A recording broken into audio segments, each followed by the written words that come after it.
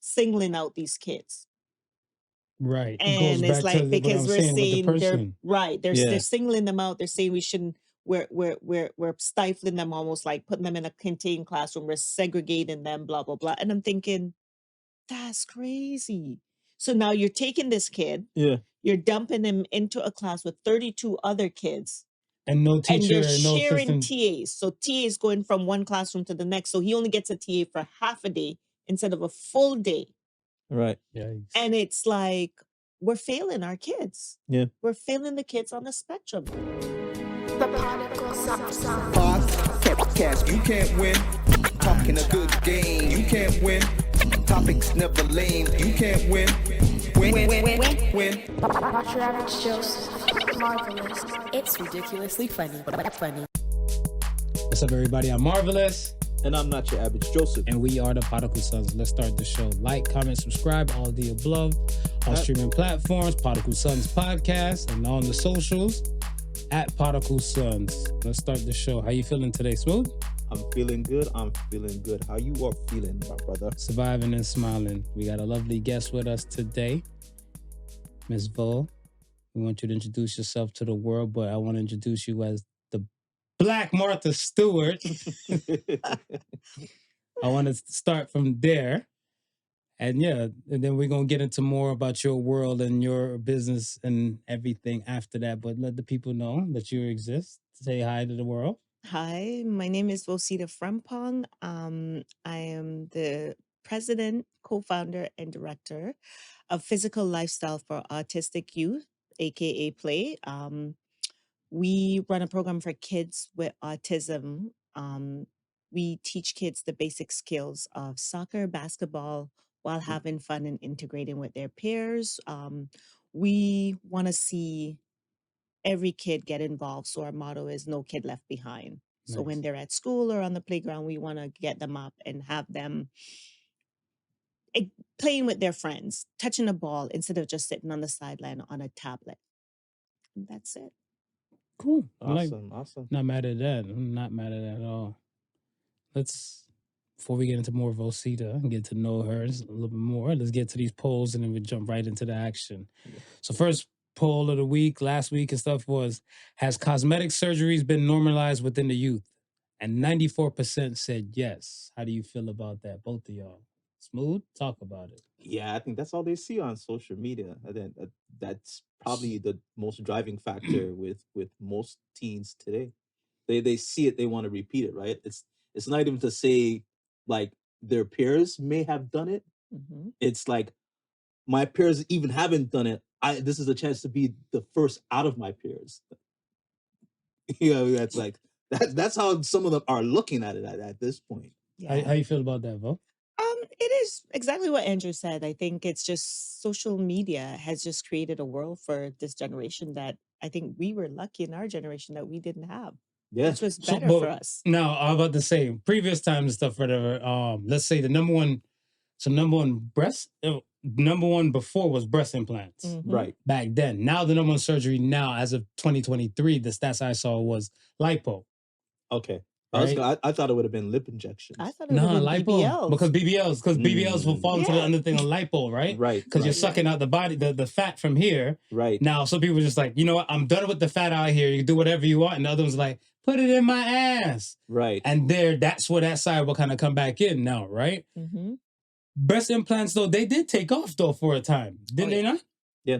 And wasn't that, I want to say, it was kind of like, oh, my breasts are too flat. I don't know. But like, my breasts are too fat. Maybe I should get a little a little pump up to them. Wasn't that like a combo amongst like certain women of stature or who had money? Yeah, but I think it wasn't so much in your face as social media put it. And do you think because of social media itself? I think you for sure you've seen it more. It's like you would have had to know maybe one or few girls within your circle who have had it done. For the image to be put in your head for you to say, hey, maybe I may want to do it now. Now you open up your phone and you swipe. I actually know. And it's not even that they're just doing it. They want to have it huge. Like before, like Andrew says, you wouldn't even know somebody have it so you unless have you to know that they know did them it. and Like most people did it to just make it look normal, like, you know, the regular D cup. Now they're going with these double D and triple D, and it's like out of control. He called it something the other day. Ba ba ba boom. Ba-ba-ba-boom. Yeah, I was like ba ba ba boom. I was like Yeah. yeah, the volume was up. Mhm. It's something You see, else. because the thing and stuff is that like I look at as where I was gonna say, well, you don't think it's increased, or I feel like it is increased, Right. but I think social media might be kind of like highlighting the few, Hmm. right? Because I want to say for my personal circle and stuff, nobody I know Right. or I can probably see. Right. Mhm. Now, when I go outside other type of circles and party groups and stuff, or people that I associate and stuff with, yeah, I see a few 1, 2 and stuff. Because like, Yeah. I saw you 3 months ago. You know, everybody else, you got fat and everybody else starved, and now you're model number one. Mhm. And with the kids now, it gets, I want to say it gets sticky and stuff, because I want to say, remember when Kylie Jenner had that whole lip thing, Yeah. the little lip Right. challenge and stuff, whatever? Right. Lip filler and stuff is way more common now. Tattoo makeup thing is way more common Right. and stuff now. So I look at it stuff as like, yeah, you guys are not wrong. I'm not doubting that, but I look at it stuff as where how many kids, or let's say parents and stuff that you know would allow their kids to kind of get into this dance. Because I want to say the youth are looking stuff under the legal age. Yeah. Yeah, I think that's why my mind kind of gravitated to like lip injections really quickly, because that, I think, is something that it's less argued with. I think parents have less problems with someone So getting they a might little allow it? collagen shot up in their lip as opposed to Getting the get, breast you know, done? the Yeah. lipo sucked out of the stomach and thrown in their ass. I mean, there's levels, you know, there's levels to it, I think, in some parents' eyes. And with the lip injections too, like the lip stuff, they're coming with new ways to doing that. So a lot of the lipsticks, they're making the lipsticks that are temporary. So it Hmm. gives you like a temporary Oh, like a fuller, fuller. like looks puffy. It's not.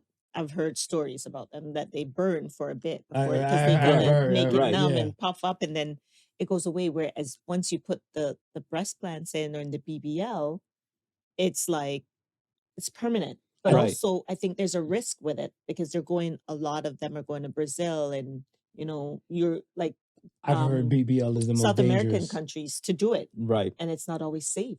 Right. The thing that I heard about BBLs and stuff is that I believe after they remove the fat from the stomach area, there's blood capillaries and stuff like going towards like the buttocks and Mhm. stuff that can't be blocked. So let's say a not so careful surgeon Yeah. might mess around and block these areas and stuff, and that's why the BBLs become the deadliest surgery. Yeah. Okay. There's So that will cut off the blood flow going towards the heart, and then Right. Right. so that's part of the reason why and everything. It has to be a short shot type of deal. But you know, you see some deal and stuff for like BBL from Dr. Miami, 1,500, 15,000 and stuff, whatever. Dominican Republic, $3,000. Plus your paid trip. Decisions. Yeah. All inclusive. Decisions. So I mean, I would just hope that the parents stuff spend more time to like kind of warn their youth, men and like boys and girls and stuff too, right? Because I look at it stuff as where, I mean, if we're talking like BBL Drizzy, like there's guys and stuff that's willing to do like I want to say, was it one of the rappers, Bando Kevo? Right. He did a full 6-pack surgery. He said, I don't have to work out. He said, I look good all the time with my shirt off, whatever. It's not my fault you're a broke dude. Wow. So, I mean, if you got the change, Yeah, you don't really need to do anything else. I mean, plastic surgery's been with us from, you know, the dawn of time. I don't think it's gonna go away anytime soon. And as long as they keep improving the methods, and it becomes, I won't say less evasive, because they're still gonna have to cut you at some point, unless, you know, they devise a pill that just instantly Shrinks change your DNA and makes whatever you tell it to perform the miracle. Until they invent that, they're gonna Would have you to trust that?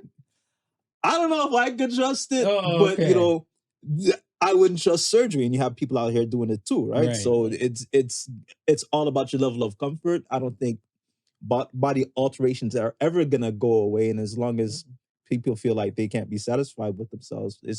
We're gonna see it. It's just sad that now I think people are competing more with social media. Like before it was your friends, you know what I mean? Like and that was Celebs and that, stuff like that. yeah, you know, celebs and stuff like that. But it was I think it was healthier.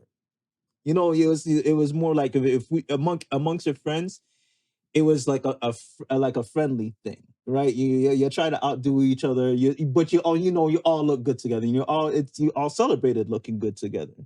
Now you're just competing with somebody you don't even know. For us back then, though, it's just you just want to go out and wear an outfit that nobody has in the party. So you just go and get your outfit made, and you're good. But it's like social media does such a crazy number on our kids today. The internet, like we can get into it later, but getting them kids off that tablet, it's crazy. It's crazy. They don't want to leave it for a minute. And that's what I'm saying. With them being bombarded for the imagery and the symbolisms that they see, it kind of becomes second nature and stuff that, like, if it's not that, like, don't be surprised if your kids might come to you and say, Mom, how come you didn't get this kind of surgery and stuff like that? Because everywhere they look on a device, right? Perfect body. Exactly. Everybody's sculpted. Yep. Okay. Let's get to the second poll. Second poll was, which is more important? Either getting money or money management. And 89% said money management. How you feel? I agree. I think I've heard the saying, it's don't chase the money, chase happiness, and the money will come. That was something I've always heard. Like George always says, like, you know, do something you love, the money will come. If you work hard at what you love, it will make its way and make you rich. Don't chase the money. It's not about money. I agree. Yeah. So money management. See, all right, let me ask you. So then how do you feel about money? Money management, get money. Money management. Now, if you only had $1,000 and stuff to manage, would that be different compared to like getting $1 million? Like, because remember, you're not managing $1 million. You're just getting $1 million. You can probably pay somebody and stuff for less than that to help you manage the $1 million. Yeah. Right? So I think a lot of people focus on the getting money aspect and stuff too. I see both sides of the argument. Right. But I look at it stuff as the money management thing. I think when you come to a point as a person, you might master wants and needs. Yeah. Money management kind of falls into your domain and stuff of like, you know what the hell to do, even if you got an additional like $10,000. Right. Like, you know exactly what to do and stuff there. And now if you're just used to just getting money now, like, I mean, I don't want to pick on nobody, but let's say some of these OnlyFans models that might make like these thousands and thousands of dollars and stuff a month. Yeah. I think they have some of them might have zero money management skills, and they're just getting like, oh, I got to check for 30K. I got to check for this. I got to check for this. So it's kind of like, you want to go shopping, it's on me. But you want a spa day, it's on me. The money management is not there, but money is. Money management, you're right. It's important. This is how a lot of celebs go broke, because they don't manage their money well. Yeah. Especially a lot of athletes. You end up seeing them broke because they have people managing their money and robbing them. Yeah. Now, I heard something the other day. Cardi B went off on somebody because she said, I don't care if you think because she checks her grocery bill. Okay. She says, whoever does the shopping, they got to bring me that bill. And I check my account, I check my grocery bill, which is, we laugh and say, okay, you know, Cardi B does these crazy things, but she's not a stupid girl. No, she's smart because if you're not managing your money as a celeb, remember, as you said, checks are coming in, you're spending. Right. How do you know that assistant that you have is not also spending on the side and throwing it in your bill? So I think to answer that poll, management is important. Right. And my sentiment is the same as that's the first thing I thought about when it's like, at least, you know, if you're just managing $1,000, yes, but then you build your principles and you watch that grow, and each step that you grow it, you learn to manage that amount, right? So then eventually you get to that $1 million stage. You're now not worried about you getting $1 million, not knowing how to manage it, and have to pay somebody and hope that this person doesn't rob you. Doesn't rob you, right? At least if you work through your way to the million and decide to say, okay, you know what? I want to put my mind to something else. Let me pass that responsibility off. you know if that person is robbing you or not, because you know what it takes to make that million or what it is to get to that million, as opposed to not knowing like that OnlyFans model who just got it thrown at her. Right. Right? That's fair. Okay. Off with the polls. Tell us more about your lovely company, Vo. It's your time to shine. So physical lifestyle. So basically we run the in-class program, like I tell you, it's physical lifestyle for autistic youth. Again, our goal is to get the youths in, kids that are on the spectrum between the age of 6 and 18. We wanted to do more of a smaller group, but we never had the registration for the smaller group. Okay. So kids between the ages of 6 and 18, as long as they're athletic, they can take the basic instructions. We don't necessarily need them to be verbal because our program tends to work with one-on-one if we can with most kids that need the support. Nice. We currently run two classes, one in Mississauga. This year we changed our location. I think it's at Bryden Public School. And then next year, and in Brampton, we're at Carberry, which we've been for a couple of years now. Okay. So Tuesdays in Brampton, Thursdays in Mississauga. It's from 6 to 8. We run the program for an hour, 6:30 to 7:30, but we get them early so they can warm up and stuff. Right. And we just teach them the basic skills of soccer and basketball, how to dribble, how to shoot, how to pass.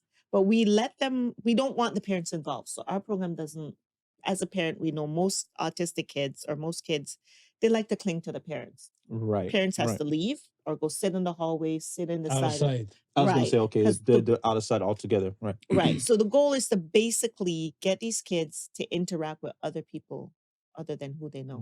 And as you know, having a child on the spectrum, most kids on the spectrum don't like interacting with other people. Right. The social skills is The kind social of on the skills lower are hard side. for some of them. Now Right. we have kids on the spectrum who are very social. Nice. And they're Okay. just in your face. They want to talk all day, which is they're over social. And then you got the kids. Is there such thing as being over social? Oh yes, I have one in my program. Oh wow. Right. She's a right. young lady, Right. and Yeah. when she comes in, we love her though. Her Mhm. name, we love her.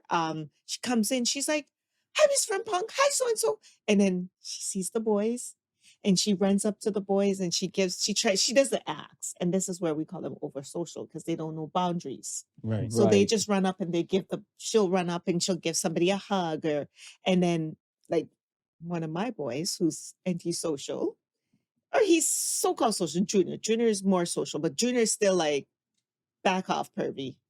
You have to say hi, personal space. So Right. there's Yeah. kids who like I love will it. I tell love you, it. and he doesn't, and she don't care. She'll like, okay, No, Junior, and just and then go right back at it. right, Yeah. and then Josiah, who was her classmate, Mhm. she knows better because they've gone through that stage of don't even think about it. Don't even think about coming and hugging me because it ain't gonna happen. So he gives you the stare though. So he's the kid that you're not coming in my space. I don't like people. I don't want to interact. Right. Mhm. Let me just sit on my tablet and do what I want to do. So it is a program to get kids out there, get them off the tablet, because as you know, most kids on the spectrum, that's all they want to do. Yeah. It's their happy place. Their comfort. Explain the spectrum for most of people who wouldn't understand, because like as Marv jumped up and said, like you can be overzealous. Like I don't think people may be fully understanding that it's not just like maybe a 1 to 10. It's more like a -10 to 0 and then 0 to all the way to like full blown 10. Because keep it a buck, I know a few people and stuff that like they don't know that they might even possibly be on the spectrum and stuff themselves, right? yeah. Like I know, I don't know if it might be maybe the woman might be into me or it might be over kind of grabby. Because I would say, oh, you're kind of oversharing, over kind of Like- but they kind of come in like, oh, I just love how you smell, and I was like, if you're on the spectrum, then this is okay. Yes. And But if if you're you're not, not, Yeah, then whatever, right, then you just yeah. cop the free feel. but you're still like my personal space. You can't just come and Yeah, hug me like that. Like I went to a concert on Friday, and like the security guard kind of dealt with me a type of manner. I Right, even looked right. at him. I was like, "Did she touch you in some places that I got touched?"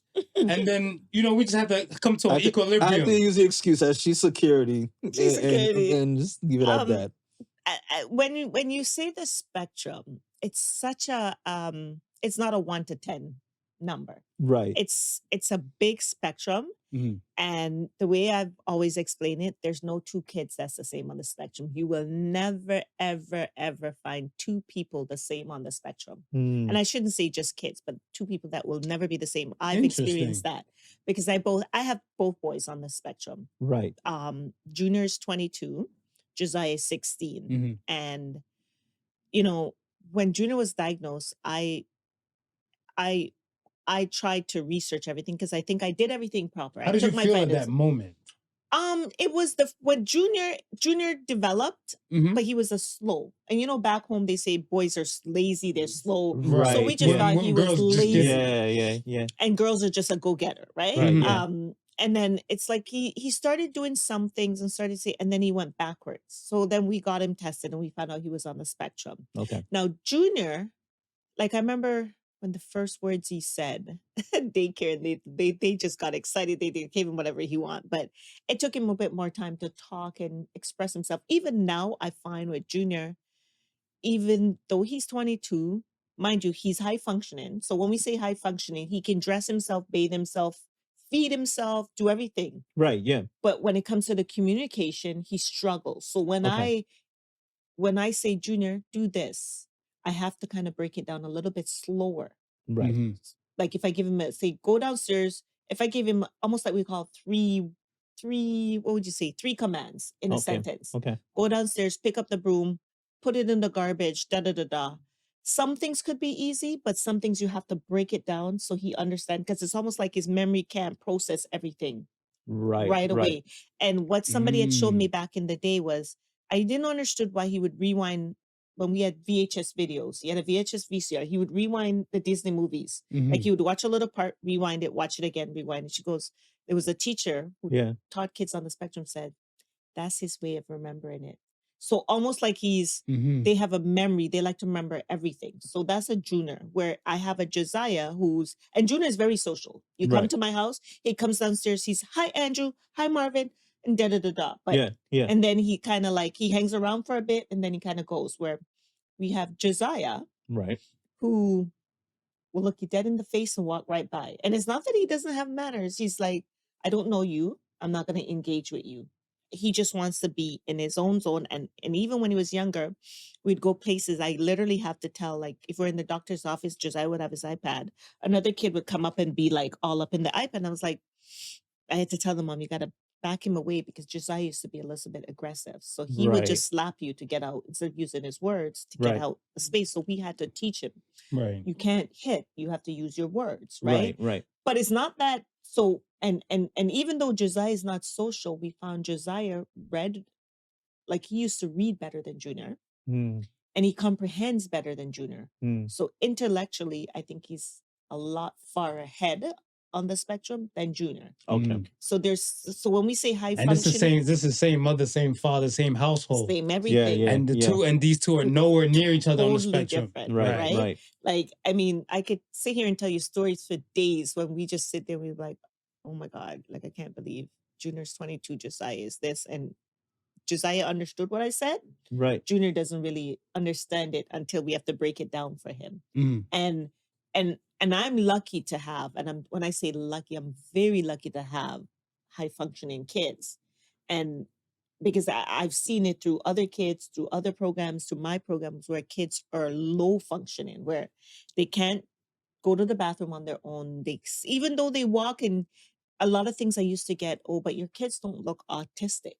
Well, what is autistic look like? Right. You know what Right. I'm saying? It's like if Right. somebody say, oh, you don't look Jamaican. Well, what does a Jamaican look like?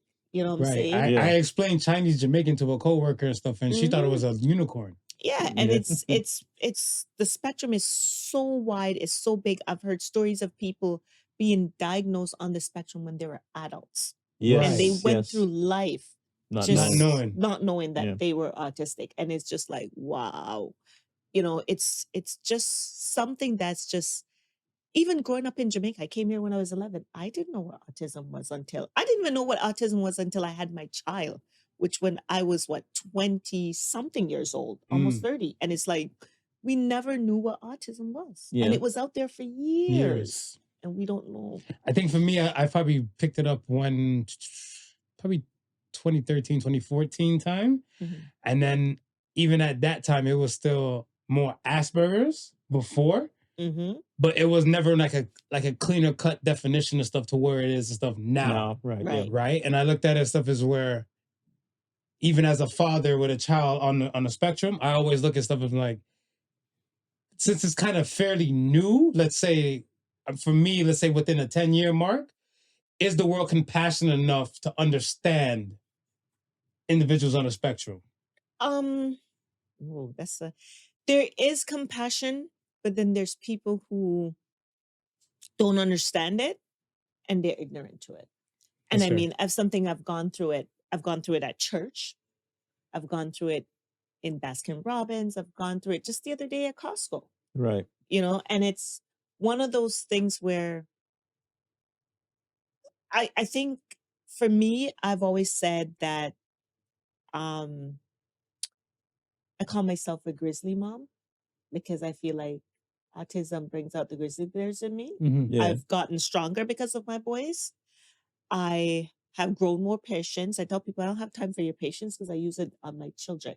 Right. I have to. Sure. Because when you have them, sometimes even with me, like I know Junior can do certain things because even though he doesn't interact with us, the kid fully has a YouTube channel and he makes videos and put up. And we were shocked when we found the channel one day. My daughter says, Mom, do you know Junior has a YouTube channel? I sat down with George and I'm showing George, and George is like, that's a lie. Junior didn't do these videos. And I'm like, yes, he did. And he fully has conversations with the stuffed animals and he makes his games and stuff that he puts up. And I'm like, so why can't you have that conversation with us? But again, they live in their world and we have to, yes, society is ignorant to some things, but when I go out, I try to prepare people. If I come to your house and I bring my boys, I'll be like, you know what? Do you mind putting your computer away? Because I know my kids, especially the younger one, he's going to jump on your computer. He'll go in and lock your screen, lock your password. He's done that at camp when he used to go to daycare. Right. Take the teacher's phone, just pick it up, boom, boom, boom. He got in, locked the phone. They're like, My phone. who locked the phone? They went to camp, the guy's phone locked. And they're like, who locked? He's like, they're like, ask Josiah to open the phone, please. And he locked the phone.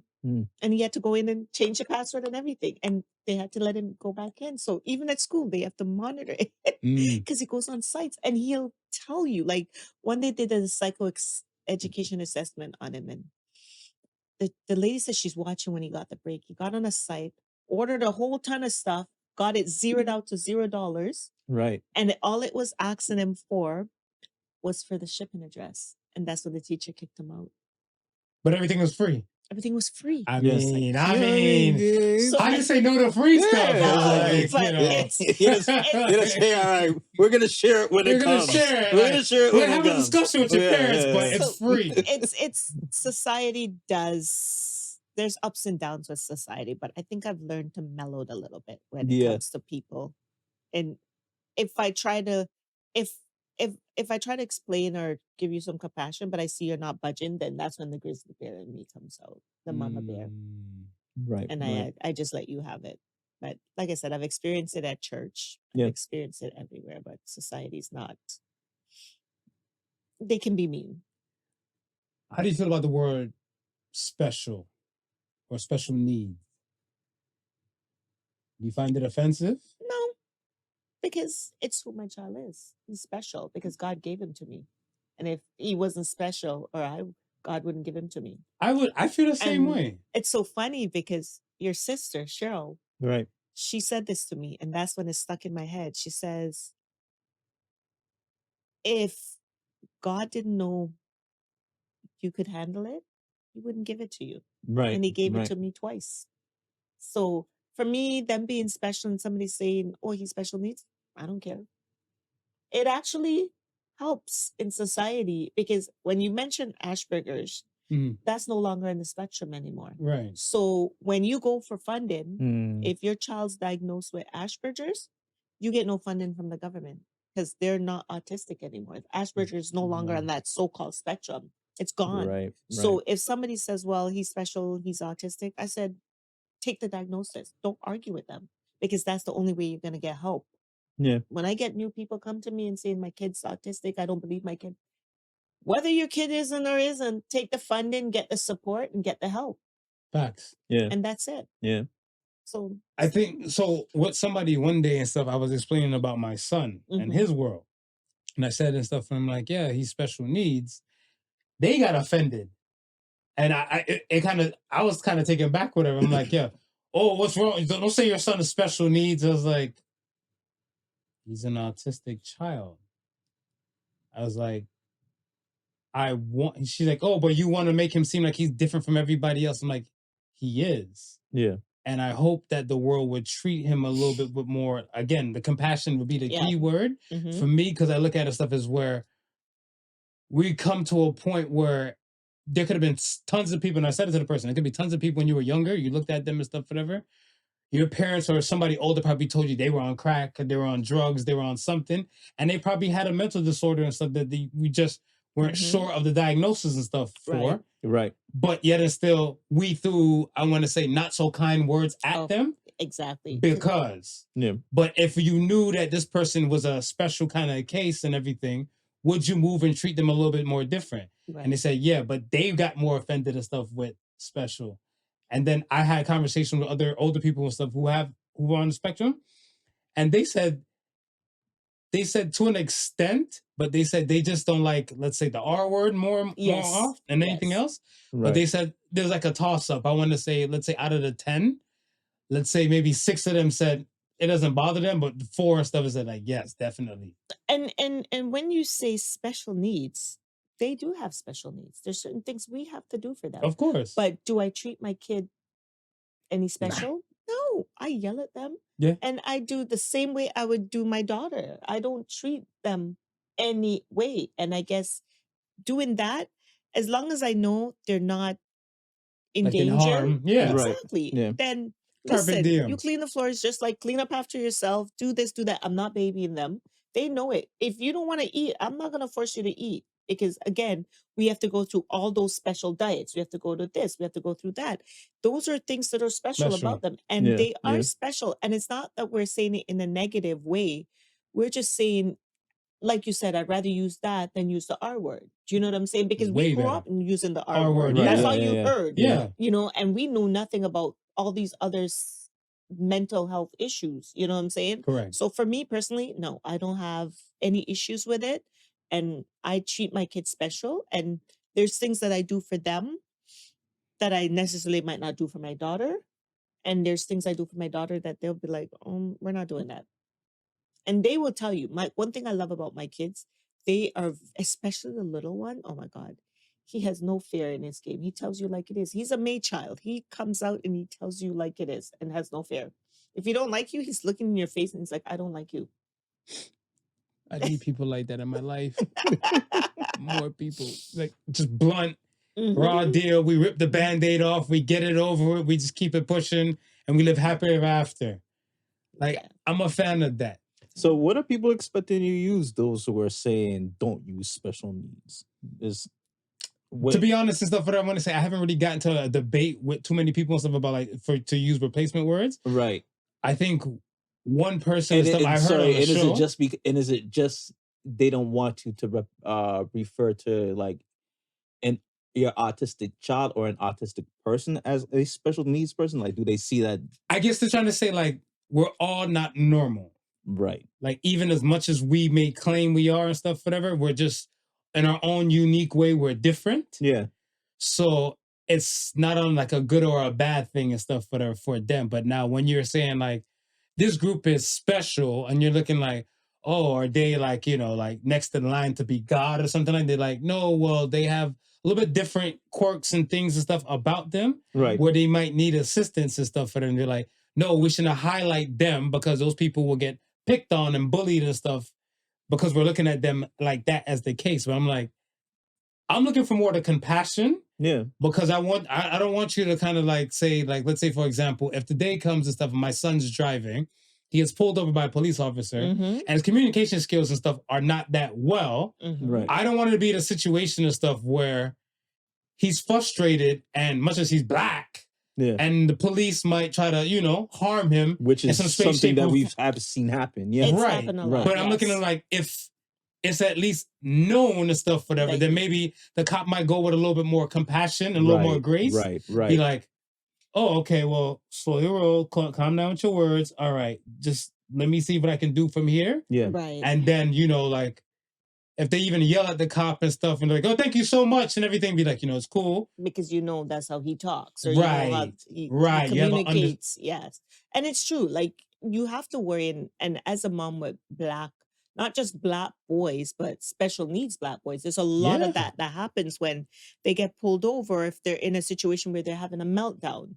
Right. And this is where us as parents, we're so careful who we send our kids out with, and them going out on their own. Mhm. Right. It troubles you because you don't know what they get stuck. Like, I mean, little things. I remember when Junior lost his wallet, he called me and he freaking out. And it was a teacher at school that says, okay, don't worry, Junior. She heard him in the hallway calling me and freaking out because he lost his wallet. And for them, the littlest things is like a big thing. Correct. Yeah. Yeah. Because you losing $5 in your wallet, because I always make sure I don't give him more than $5, $10 when he was going to school. That's not a big deal. I get Right. upset, yeah, but you're not gonna freak out. But for him, when he loses something, he freaks out. Right. So that could happen anywhere, and Mhm. you don't know who's gonna be there to deal with it. Do you know what I'm saying? I mean, I've thought about getting them bracelets. I know Medical Alert had one, but then they might not wear it because my kids they don't like jewelry and all that stuff. And it's Yeah. all sensory stuff too, right? But little things like that can happen. And I'll go back to a story. So before, and this maybe I'll bring it up later, with our golf tournament, we used to call it the Frempong Fight in Autism.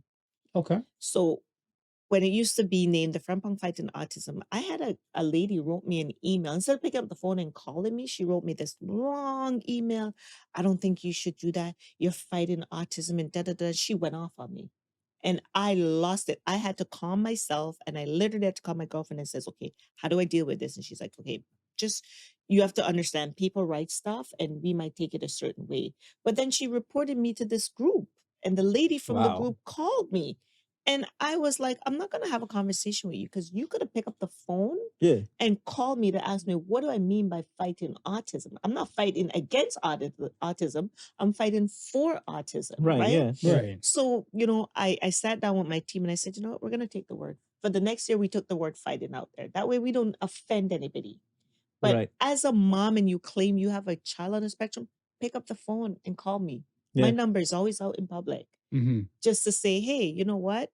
I noticed your charity golf tournament. You claim, she goes, and she claimed she wanted to support the tournament. And I'm like, you didn't go about it the wrong way. So I had to block her and I had to cut her off. Again, with the school system, and it goes back to, when we start labeling our kids, and it's not that, to me, special needs is a good thing. The school, we had the kids in contained classroom. Okay. And What does because that of, mean? so, Like, explain to me like I'm stupid. so there's different types of contained classroom. Okay. So when the program was referred to Junior, there's a school in Brampton he went to called Sir At the time it was Sir John A. McDonald, then it turned to NIBI. Okay. Both my kids went through that school. So they Right. have, from grade 6, 7, and 8, they have a special classroom for the kids that are special, like autistic. And this is And the Okay. containment. this is a container, Okay. but Right. they get the support they need, and they learn the life skills that they need. So they're not in mainstream classroom, right? Right. Right. To me, amazing program. Yeah. Like, they learn to cook, they learn to dress themselves, they learn to be independent. They go on trips, they do stuff, like learn to go to the dollar store. They have money that they sell stuff throughout the bake sale or whatever, make their money, go to the cashier, cash themselves out. Right. And was that like the only school within that district that did it, or is it a P.L.A.Y few? was doing it. There's a couple different ones in In P.L.A.Y. Okay. This was the main one, I think, so it was a little bit harder to get in, because I think there was 2 classrooms and they had about maybe 6 kids or 5 kids in each classroom. They had Okay. their Right. Teachers. teaching assistants and everything. And I remember when, that whole racism thing came up in P.L.A.Y a couple years ago for Yeah. the Black kids. They're Yeah. saying they cut the program, because now they're Really? saying um we're what's the word I'm looking for? Like, we're singling out these kids. Right. It goes And it's back to like, what I because was we're saying with the saying they're person. right, they're Yeah. singling them out. They're saying we shouldn't. We're stifling them, almost like putting them in a contained classroom. We're segregating them, blah blah blah. And I'm thinking, that's crazy. So now you're taking this kid, Yeah. you're dumping him into a class with 32 other kids, And no and you're teacher, no sharing assistant. TAs. So TA is going from one classroom to the next. So he only gets a TA for half a day instead of a full day. Right. Yikes. And it's like, we're failing our kids. Yeah. We're failing the kids on the spectrum. And it's like, you're not accommodating them. I'm not sure, because this happened when my second one was in the program and he was about to graduate. Mhm. So I was lucky enough to have both of the kids in the program. And then they cut a couple programs in the high school, but I think they're bringing it back in the high school, where they have these, like, they still go to mainstream classrooms and classes in high Right. school, Yeah. but we have the VOC 1, VOC 2. They're at different levels. And I don't mind. At first, to be honest, when Junior was going in this program in grade 6, I was like, no, I don't want him in the Kincaid classroom, da da da da. And one teacher sat me down, she said, this is a good program for him. You should really let him take it. Yeah. Let him have this opportunity. And when she did that, I thanked her. I was like, oh my God, I was so amazed Mhm. at how Yeah. much they learn in that program, Mhm. that I think it's an amazing program. I didn't want it to think, and I have teachers. One of my staff right now that works with me in the in class, she was one of Josiah's teachers in the program.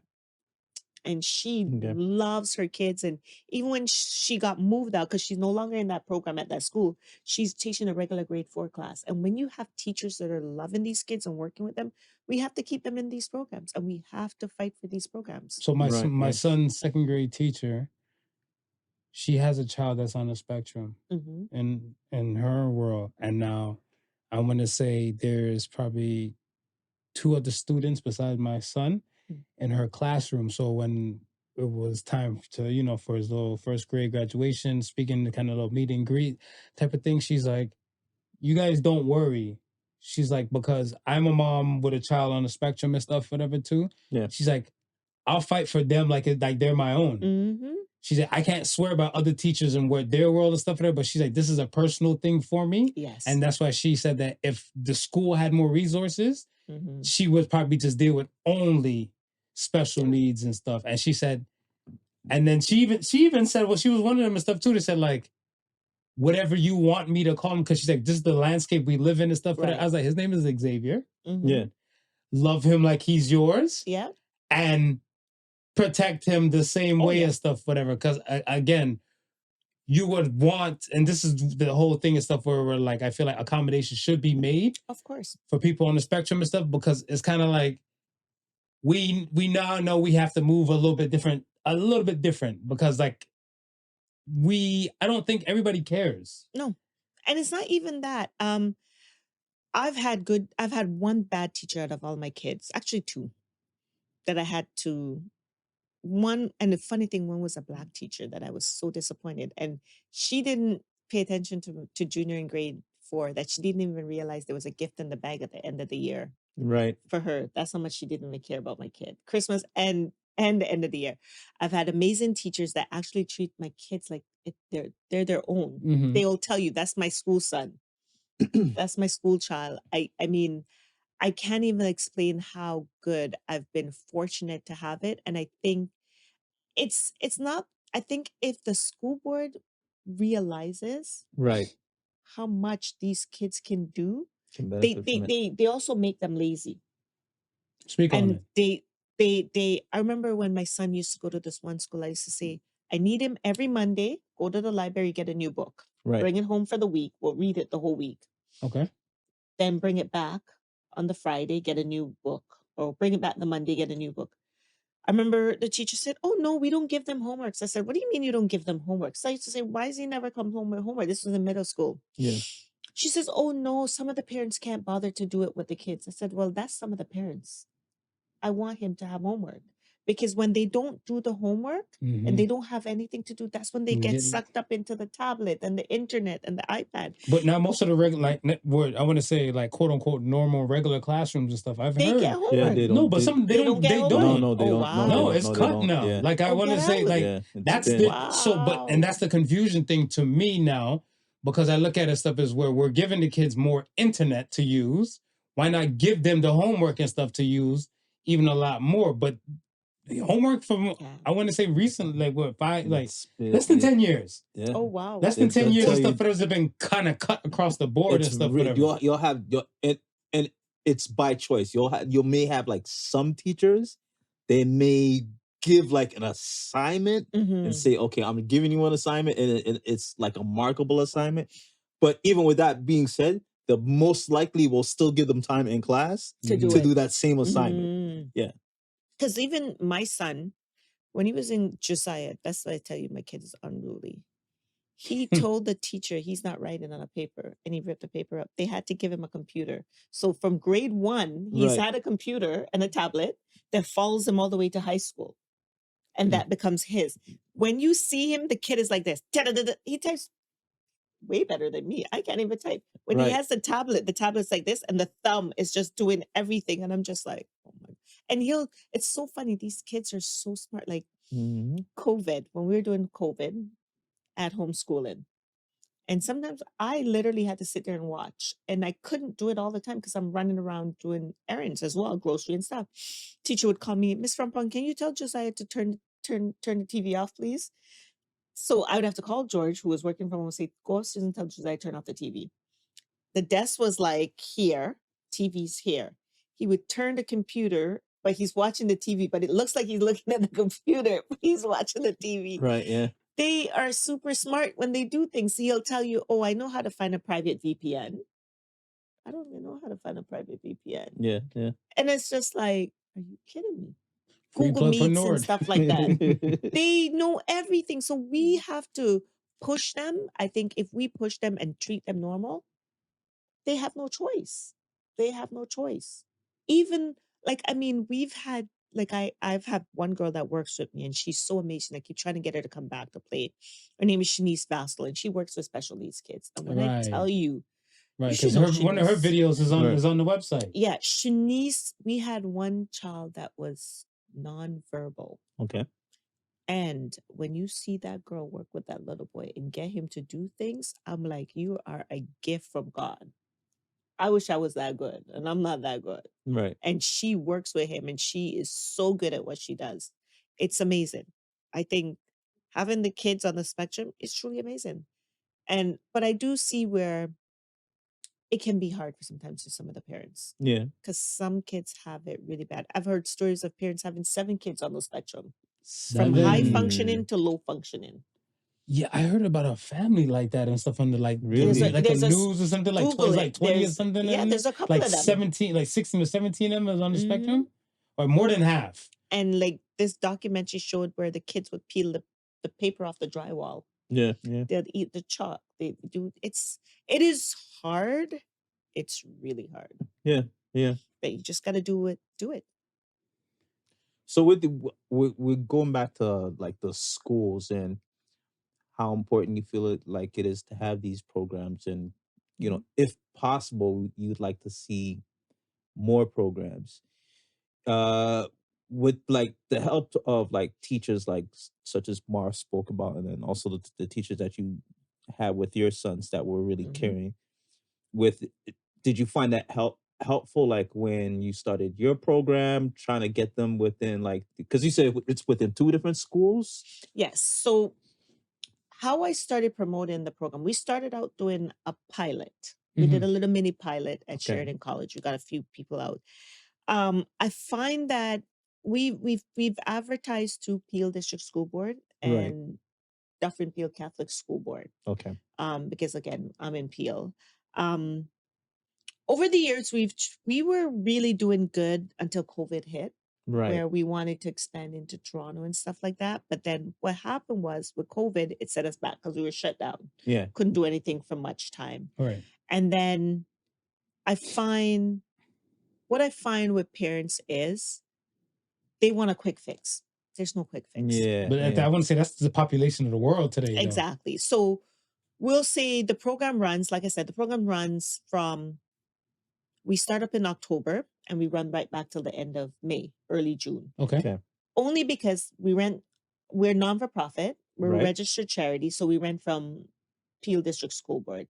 When we do that, we get a better rate. We don't pay full price because it's easier for us because we're a non-for-profit. Right. So most of the times, because we do it twice a week, we take a break in the summer because we do our fundraising, which is our golf tournament, that's how we raise funds for our program. We don't have any loans, we don't have any debts, we don't take any grants. We're working on getting grants, but because of how we run the program, sometimes it's a little bit hard getting the grants. And most grants is a certain way. They want you to do things a certain way. We haven't been able to do it.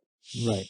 So we raise our own money from friends and families in the golf tournament, and that's how we fund our program. That's how we pay for our admin stuff, our rent, our office, or our in-class program. And even if there's a parent that can afford the program, which it's not expensive because we charge $100 for the year. A whole year we pay $100, which most parents thinks it's amazing because That's a we great damn deal. we do a Christmas party for the kids, and we do a year-end get-together for the kids and their families. And all that's included with the 100. And all that's included with the dollars. We say if some parent wants to donate, by all means, we're open to it, right? Right. And it's like, so when they'll say, yeah, I'm gonna bring the kids out, I'm gonna bring the kids out. They don't bring the kids out because they think it's I'm going to come and just drop them off and they can just do whatever they want. We want them to commit to the program. So you're going to bring them every week to either location. Right. If you say, my kid loves this program, I want to bring them to both location, by all means, we're open to it as well. Right. Bring them to both location. Yeah. The goal is to get them off the tablet. It's an hour a week. Get them out the house, get them fresh air, get them out, just doing something. Second, we want you to commit for the year. Right. You can't just say, I'm going to come for half a year, or I'm only going to come. We had one kid that only came for basketball, but didn't want to come for soccer. And we're like, you can't come back then because we want you to commit because you took up half a space that could have gone to somebody else. Yeah. Because we don't like to overcrowd the program. Right. And this is what we say. If we get like the 6, because we combine everybody right now. Yeah. So if we get like the 6 to 10, then we'll do them, and then we'll do the young adults, like the 13 to 18 or 10 to 18 kind of group. We'll split them up. But Right. because we don't get enough kids, we combine them. So this is for the year. So when May comes and June comes around, then you have all these parents calling us, oh, I'm looking for your basketball program for the summer. No, we don't run the program for the summer. Because, and the reason why we don't do a camp program, again, that feels more of a drop-off type of thing. Right. Instead of a more interacting, learning kind of building. Exactly. Yeah. So also kids on the spectrum get bored easily. They get so bored. Now thinking a basketball camp is already so intense throughout the summer when you go all day from 9 to 5 or 9 to 3. Yeah. Imagine them being in a program from 9 to 3. That's a lot. Some of them don't even want to come. Sometimes they're not in the mood to come on a day. They come and they're having a meltdown. We're like, the mom's like, if he doesn't calm down, we're leaving. And I'm like, that's perfect because now you're disrupting everybody else. Right. So summer, we don't do summer. We don't do March break. Again, it's just not, we want to get them in and we want them to stay. So if you have them going too much, they get overstimulated and they're not going to like it. Right. And we've had kids that come and they start off where they didn't like it. And by the end of the year, they're dribbling the ball. And we've also have kids that come and their siblings come with them and they're like, but I want to stay. And so we let them stay just so that kid could be more comfortable. Yeah. But only the kids, not the parents. Yeah. Some parents come and they're like, but I want to shoot with you guys. I'm like, only if we don't have enough kids today. But it's such a fun program. We have fun and then we let them work towards something. So they work towards playing a game like Mr. Wolf or Hot Potato or whatever they decide want to do at the end. Right. And you have to do that. We give them breaks in between and stuff like that. Yeah. Because if they don't, the key is to engage them. If we don't engage them, then they just get, I'm not interested. And I'm sure you know that. Like, Yeah. it's true. You have to engage them. You have to. I always try to make sure, like, because I'm so used to, let's say, my son or just kids in general with tablets and Mhm. devices. So I was looking stuff as like, when I have him and stuff, let's keep it, I want to say, I guess traditional in my sense or non-traditional in today's sense. We'll read a book. And then you can have it. And then we'll do that. Or if any case, let's go outside, let's enjoy this nature, let's run up and down and everything. Because I think part of like, it gives me a little sense of joy to know for a fact that he doesn't have a device. He's up and down on a slide, running around, Right. just enjoying things, Yeah. what it is to be a kid. Because I Mhm. feel like a lot of times we don't do that to the children and stuff today, at Spectrum or not. Yeah. And it's just, I guess it gets to a level of stuff where they don't have like a certain sense of joys. Because I look at stuff as where act childlike, not childish. And that's what I Yes. say and stuff about people. Mhm. But if you never got a chance to really enjoy your child life, how would you know? Exactly. So I want to give him that time and stuff essentially to be a child, Mhm. to know for a fact that like, hey, you're gonna fall, you're gonna make these mistakes, you're gonna experience some things. Mhm. This is just what it is and Right. stuff, whatever. And Yeah. you see the kids when, you know, I don't know, for me, I can pinpoint them out when I see them like, you live in front of a screen. Yeah, which is most kids. Yeah. But I find adults are like that too. So it's not even. You ever see everybody with their phone? You ever go to the parties and you see everybody with their phones and it's all about, oh, I'm taking a video, or or you see them at dinner, and I have one of those at home, so I can't complain. Right. But yeah, it's one of those things. Do you believe it's hard for people on the spectrum to make friends? Because, you know, some are socially aware, and I want to say, not socially aware, I want to say more socially skilled Mhm. than others.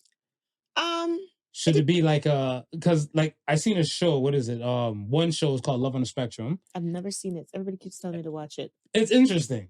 It's Okay. interesting. I look at it stuff as where, one, everybody needs love. Mhm. Right. Everybody needs love, I think, but before people should look for love in an individual, they should look to have the understanding to know who they're dealing with. Right. Right. But like there's certain things and stuff where I feel like it's more of a friendship thing, especially when it comes to love on the spectrum. That should kind of get established and stuff whatever first. Now, quote unquote, regular adults have a problem with making friends. Right. Right. To me, it's different. I'm a social butterfly. I have friends every type of pocket of the world. But when I see that, and I'm like, wow, that's hard for normal or regular adults. What about people on the spectrum? Okay, so I can only say What you saw. what I see with my kids, like with a junior now. So junior, like I said, junior is very social. Right. He says, so he just graduated last June from Humber, and Nice. it's a program at Humber. I don't know if a lot of people know about it. If you have kids leaving high school, because you know they can go to high school till they're 21 once they're on the spectrum, right? Okay. Okay. So they after 21 they can stay in high school till they're 21. Once they leave, there's a program at Humber. You have to apply for it because they only take about 40 kids each year. CIC Humber program. Right. And so Junior went and he met a lot of kids there on the spectrum. So he's more, he gets in, but what I find that for me, I'm a little bit worried about, he's social, but he's very trustworthy. And I find the ones that are social, they're so trustworthy because they want to feel like they're in. Like Right, yeah, everybody, yeah. you know, oh, so he says, oh, mom, that's my best friend. Or mom, that's my friend. That's my best. So I had to say, no, not everybody is your best friend. Mhm. Right. So I broke down and sat him down and tell him what a best friend is. Right. And I said, not everybody's your best friend. Say they're my friend, but not my best friend. So for him, Mm. best friend is like, Andrew's my best friend. Marvin's my best friend. You know? Mm. It's Right. like, no, mom is your best friend. I said, and I explained because I had to back one little girl up from high school. So when he had left high school, Mama Bear. oh yes, I knew these girls because they're all in the same program. They're all on the spectrum. Yeah. So she was texting her one day. It's like, and Junior tends to, like when he's in his room, he talks. Right. Even when he's not, like if he's texting, he's like, so I heard him saying, don't be rude. Why are you being rude to me? So I hear him saying that, like, you know, why you being mean to me? That's not nice. I'm only trying to be your friend. And Right. so Yeah. I backed and I was like, who are you talking to? First thing he says, nobody, nothing. So no, you got to tell me who you're talking to. He says, I'm talking to so-and-so. I said, so what's going on? So I took the phone, I looked at the text, and maybe I shouldn't, but again, I'm a protective mom. Yeah. So she was talking to him. He was being nice, and then she started calling him names like dumbass and oh, you're so better than effing stupid. And so I backed her up and I said, listen, don't speak to my son like that. Right. I said, he's human and he's somebody, and we're not going to speak to him like that. I said, if you want to be his friend, speak to him proper. And when I explained to him, when you have friends, your friends don't speak to you like that. Correct. Right. Because remember, those are things he doesn't really understand. Where like you might joke around and be like, so and so, that's so dumbass of what you just did. Like we joke around with those words because I don't think it's dumbass might be a bad words to say, but it's the context that you use the word, right? Yeah. And it's like when he was hurt because I could hear it in his voice. And Junior gets very emotional. He's me. He's always gets emotional, that kind of stuff. And I had to explain to us, I said, I don't think you should speak to that person anymore because they're not your friend. And when I told one of the TAs that I'm friends with from his school, she said, yeah, that one can be a little bit like that. She speaks to people certain ways, like beneath her. But you're also on the spectrum Right. like him, you Yeah, know? And yeah. it's hard.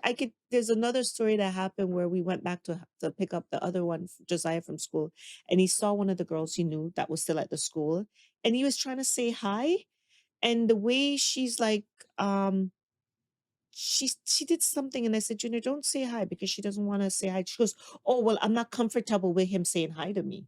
And I'm like, but he's not in your space. Why would you not be comfortable? She's, well, I'm not comfortable with him saying. I said, he just said hi and he was not in your space. It would be nice to just say hello, Junior, because you knew who he was. And sometimes I have to contain myself, because in that environment, I'm not supposed to be speaking to that child. I was about to say, Right. Because I'm an adult and I'm in the and school picking up, but there was a TA, a teacher that was right there. Yeah. And then I just said, Junior, go to the washroom. Like I wasn't approaching her. I didn't approach her because I was standing with the teacher and she was down more when Junior was walking. Because when we go to school, Junior takes off like he owns the school. Right. And I had to say to Junior, you know, sometimes people are not gonna, because he was like begging her, come on, it's me, it's Junior.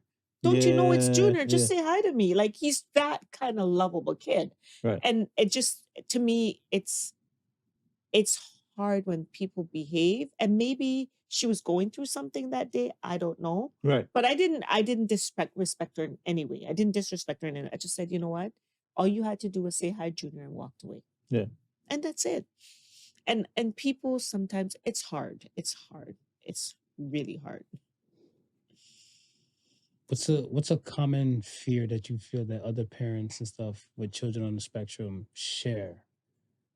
Oh man, just not being there for your kid. Like in the future, or and at a situation, or like in the future. I Yeah. sit down, I worry, I cry. George is like, why are you worrying about it? Like I feel like having my daughter being the oldest and she's able to handle everything and knows everything and she's not on the spectrum, I feel like I'm putting a burden on her. Oh my God, you guys gonna have me tear up a little. Stop it. That's what we do over here. It's, you know, God forbids that you're never there. Right. Yeah. You feel like no one will take care of your kid like you do. Yeah. Facts. Yeah. And being Yeah. that, again, is that trust thing. If I didn't have the support of my family, I don't think, oh my God, I gotta stop doing that. Every time I do that, I gotta like, you know, Yeah. if I didn't have the support of my family, I don't know how I would do it, because it is a big responsibility. Yeah, it's and a lot. It is. you Yeah. hear stuff, what happens in group homes and people taking advantage of them and just, you know, treating them a Definite. certain way. I think that's my biggest fear. I say it to George all the time, and he's like, you gotta just like not worry. And I'm like, I have to. I'm a mom. Right. I think where it hits moms a little bit different than dads. Always. It's something you're like, oh my God, I'm gonna leave this earth one day and they're gonna be here, and it's gonna be like, oh my God, how can I trust anybody to treat them the way I treat them? Yeah. Or to treat them how I treat them? And I think if I didn't have my mom and I look up to Casey. I'm like, just don't take their money and just put them in a course. She's like, well, I don't want them to live with me forever, but I'll create a place downstairs in the basement. That's too far. That's what I I'll was keep them saying. close by. I'll build a house next door or something, but I gotta have my, and that's where the fear comes in. Yeah. It's putting that responsibility on. Yeah. Yeah, And that's why I like the programs that we talk about is so important. Like you teach them these life skills Mm-hmm. from high school, so it's Yeah. with them from early, and they grow with it, That's right? Because that's the thing. Yeah. Because I think the thing is stuff is that the longer I want to say anything, you put your 10,000 hours in and stuff, whatever, you're efficient and stuff with it. I just hope that like for my son, whatever things and stuff for him to be like to, I want to say driving, to put himself together, to go in places and stuff, whatever, and everything. My main concern and stuff is that I'm not always gonna be there. Yeah. And I hope that a situation and stuff doesn't blow up when it doesn't need to, Mm-hmm. because set people don't understand my child like I know my child. Exactly. Right. Right. But I look at stuff as where And this is where the whole compassion comes back from the beginning, hoping that is the world going to be more compassionate. Anytime when I think about anybody in, like, I want to say, or let's say, being a father with a child on the spectrum, I always look at that, whatever, like anything with ADS, ADSD, I look at them like, why aren't we compassionate enough now that we know? Yeah. It's like, better, you should do better, but yet and still and stuff, whatever, you're always going to have opportunists. And like, I want to say, like, it's very hard to kind of stop the bad and whatever that might go on. But I think if you do your best, there's minimum regret, and you have a little bit more confidence and stuff to kind of, and poise to kind of go through. And this is how P.L.A.Y came about. Right. Because I personally couldn't find any program for my kids. Right. Other I than can imagine. swimming, Yeah, I was gonna ask. So Yeah. this is how P.L.A.Y 2011. Like I kept on saying, I need to do something because I couldn't find basketball was so competitive, soccer is so competitive. There's nothing for them. So I said, Yeah. Soccer fills up quick here. well, that's it. And it's like you get these soccer moms. Thank God I'm not one of the basketball soccer moms because, like I said, I'm a mama bear. Yeah. And there was nothing out there. So I got together with some friends and that's how we created this program. This is how we created. I'm not going to take credit, say I did it by myself. I didn't. Right. But this is how we created some place for them where there's no stress, where there's no pressure. And like I said, if somebody comes in one day and having a meltdown, that's okay. And we never turn, as long as they're able to move, Yeah. even if they're not speaking, we never turn them away. We never turn them away as long as they can go up and down. And we've got kids that move a little slower, and we have a one-on-one support that comes with them, and they dribble with them, and we take our time, and we break them up in groups. There's no pressure. Right. If parents out there realize how good this program is, I'm telling you, this program would be amazing everywhere. Yeah. Because once the parents comes to our programs, until the kids reach 18 and they said, okay, I don't want to do it anymore, we have them go right through and they keep coming back. That's dope. It's just sometimes I know it's hard, I love it. but there's time when it snows and sometimes we cancel because if there's a snowstorm and Of course. but when the kids come out, they don't want to leave. Sometimes I'm like, we got to go. Our time is up in the gym. Right. Yeah. Yeah. Love it. Yeah. No, I mean, for something like that, you want your kid to have that type of consistency, right? Like you don't want them to get used to something and then the following week because you don't feel like it, right? Like that's also affecting the child. Right? Well, I mean, Because like we spoke about earlier, like they're kind of like, I want to say, detailed and routine to so many things. So now if you get them routine to go to this place and now you're looking like you're not going, that might be a minor thing to the parent, but it might be a big disruption and stuff just to their world. They're looking like, I was going to use this hour and stuff, whatever, to interact, to feel good, to, see, but now we're just stuck here. And I have the tablet now longer and stuff, whatever. I'm like, I want to go to play so I can play. And even if we know the first couple of times they're coming and their thing with the tablet, we say, okay, you're going to do what we asked you to do, and then we'll give you the 5-minute break for the tablet, then you come back. So we start them off. Yeah. Because you can't just cut them cold turkey. It's crap. Yeah. That tablet and the internet is so bad with the kids. And I am bad to it too. As a parent, especially when the kids are younger, you want to do dinner. So you're like, okay, just sit and watch TV or just sit and do this, just to not have to engage them because you want to get what you want it done. And that's how they become so obsessed with it because we allow it. Right. And then it gets to the point where we can't break it. Right. Because it's horrible. It's horrible. That tablet, the internet, I think back to my generation, when we came home from school, you threw your bag down your shirt and you're outside till like 6 o'clock. They have to beg you to come inside. Make sure you come in for the street lights. Come on. Where you coming for dinner? No, I'm good. I'm playing. No. So I don't think this generation understands what they're missing.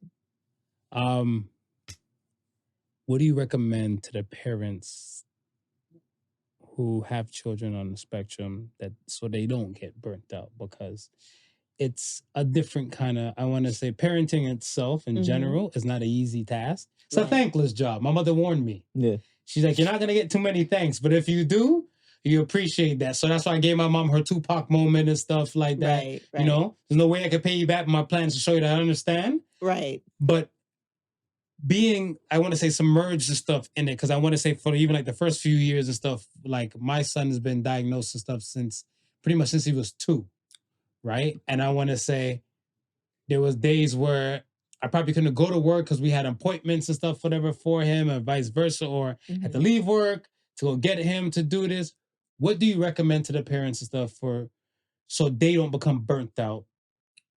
Or how did you go about your situations? Because you even have 2 boys on the spectrum. I think what we end up doing when I remember, I'll do a quick backstory, and I know I like to talk. Sorry. No. This is a podcast. Yeah, we talk on podcasts, just in case you didn't know. And like I said, we're trying to make the awareness, right, of what people have. This is how we build the compassion, right? People understand what, not only necessarily, because the parents go through things too. The parents are people. This is a people podcast. Yeah. I remember when I was driving from Meadowville Town Center, where I did my ultrasound for Josiah, and I kept on saying I didn't want a boy. I didn't want a boy because I know the rates are higher in boys, right? And I was driving and I was literally crying, and I was calling George, and George is like, "Why are you crying?" I'm like, he's like, "You got to stop crying because you're driving." I was like, "Well, we're having another boy and he could be autistic." And I started freaking out. He's like, "Okay, I'm going to hang up because you're driving and you're crying." Right. And the good thing for me was having the second one on the spectrum was I kind of went through it the first time. So I knew all the signs to look for. Right. One of the things was, because Josiah was developing normal, and then he just stopped talking when he turned like 3. Okay. I remember early intervention is the key. Getting them help early will definitely help. You don't want to wait till they're 10 to start doing the therapy and the speech and all that things, because definitely kids learn everything when they're young. So early intervention is a key. If you have a support system, that is the second key. Right. I know people who say, "Oh, well, my kid is on the spectrum, but nobody knows." Why are you hiding? You need that help. Yeah. And it's like, if you don't have a support system, you're gonna be burnt out. You're gonna be burnt out. For me, it's my mom, my aunt. I have friends. Like, it's funny, sometimes I don't even bring my kids half the time when I go to certain parties, and my friends are like, "Why didn't you bring the kid?" I'm like, "Because I want to relax." But then there's times when I do bring them, but I have to, depends on, I don't like to put them in environments that they're not gonna be okay in. Bingo. Right. Same thing. Same for me. That's my key. Yeah. My kids always come first. Yeah. So if I can't go, I can't go. If it's a friend that I can go and they can run around, they can do whatever, and the friend's like, "I'm good.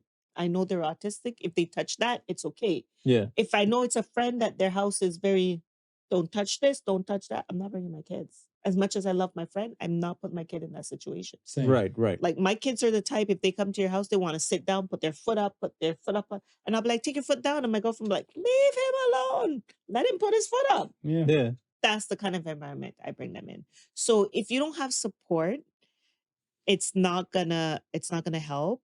Also, I find, and I'll tell you this is one thing that's very important. As a couple, you have to support each other, because that can become a big issue. And I've seen it with a lot of parents. I mean, I think for me and George, it was just like, okay, you know what?